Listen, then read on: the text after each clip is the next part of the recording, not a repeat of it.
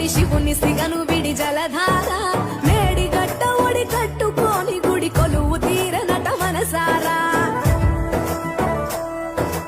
ఏండ్ల గోసలిడి ఎత్తుకెగసి పడి చంద్రశేఖరుని కలదీరా సొరంగాల వడి కాలు